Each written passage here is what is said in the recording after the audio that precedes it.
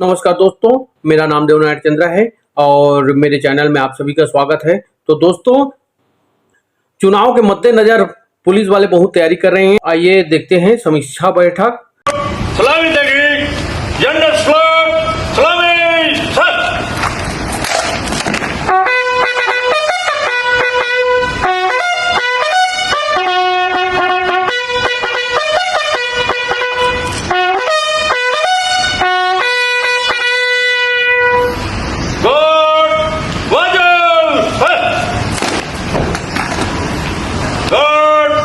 आपके निरीक्षण के लिए तैयार श्रीमान।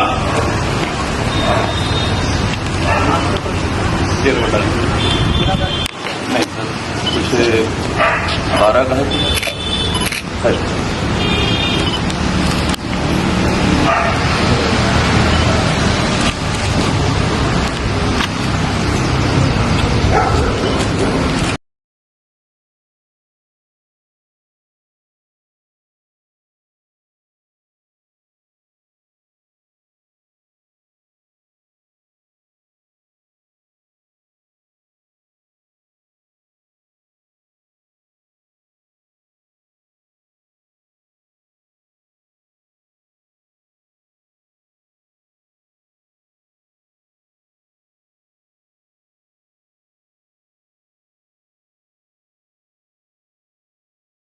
अपराधी जो कार्रवाई करने लगे पिछले कुछ महीनों में अपराध बढ़े हैं और हमने अपने पुलिस अधिकारियों के साथ, पहले राजपत्रित अधिकारियों के साथ और फिर थाना प्रभारी राजपत्रित अधिकारी सभी के साथ एक इंट्रोडक्टरी मीटिंग और चुनाव से संबंधित जो इशू हैं, चुनाव मतदान केंद्रों के संबंधित इस बारे में भी चर्चा की गई है। साथ ही हमारे यहाँ आज थाना पुरानी भिलाई में एक अच्छी कार्रवाई हुई है, जिसमें कि एक ट्रक में करीब 200 पेटी अवैध शराब, जिसकी कीमत लगभग 12 लाख रुपए है और ट्रक की कीमत 7.5 लाख 19,50,000 का माल जब्त किया गया है, जिसमें कि आरोपियों द्वारा चालाकी से उसको छुपाने की कोशिश की गई थी।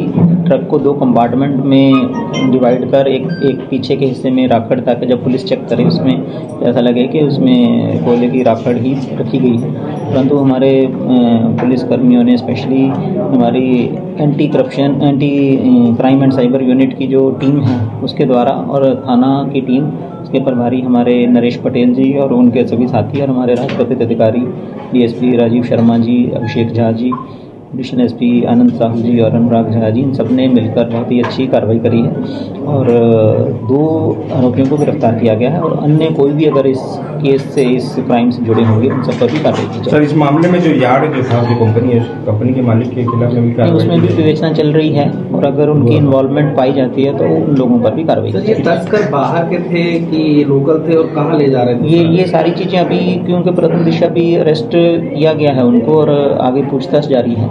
जो भी इसमें और तथ्य आएंगे उसके बारे में अगर हम विवेचना कर आपको सर, एक बात और सामने आई सर कि ट्रक को कोई कार पायलट कर रही थी और वो मौके से तुरंत फरार हो गई, क्या उसे भी खोजा जाएगा?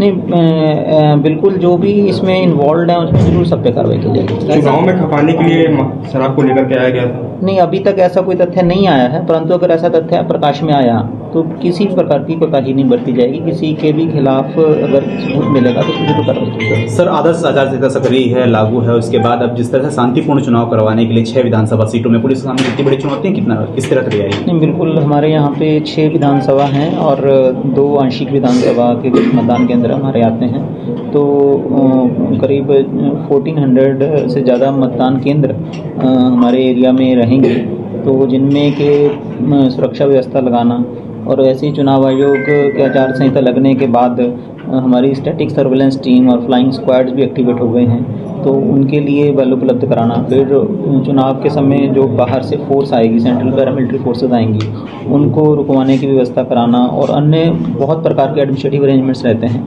इनको सभी को करने के लिए हम लोग डिटेल्ड प्लानिंग करेंगे और हमारी ये कोशिश रहेगी कि दुर्ग जिले में हम लोग पूरा शांतिपूर्वक और निष्पक्ष रूप से चुनाव करवा सकें। बॉर्डर्स पे विशेष नज़र आप लोग रखें, चीज़ें साड़ियाँ वगैरह या अन्य चीज़ें आ जा रही है, तो इस पर बॉर्डर्स पे क्या ध्यान देंगे? नहीं, बिल्कुल हमारे जो सीमावर्ती ज़िले हैं उनसे भी हम लोग लगातार मीटिंग करते रहते हैं, पूर्व में भी हुई हैं हमारे आईजी साहबान लोगों के निर्देशन पर, मार्गदर्शन पर, तो भविष्य में भी उनसे कोऑर्डिनेशन जारी रहेगा और जितने भी हमारे कलीग्स हैं बॉर्डर जिलों के उन सबसे हम लगातार टच में रहते हैं। सर पैरामिलिट्री की 4 बटालियन की मांग की गई है पुलिस के द्वारा, तो आपका क्या मांग है? नहीं, वो अभी पुलिस मुख्यालय और चुनाव आयोग के बीच में जो चर्चा होगी, हमारे यहाँ से जो विभिन्न जिलों से जो मांग पत्र जाते हैं उसके बेसिस पे होगा। तो जो भी फोर्स हमें उपलब्ध कराई जाएगी वो हमारी डिमांड्स को, हमारी रिक्वायरमेंट्स को देखते हुए कराई जाएगी और मुझे उम्मीद है कि सफिशिएंट फोर्स हमें प्रोवाइड कर देगी। ठीक, thank you sir. Thank you.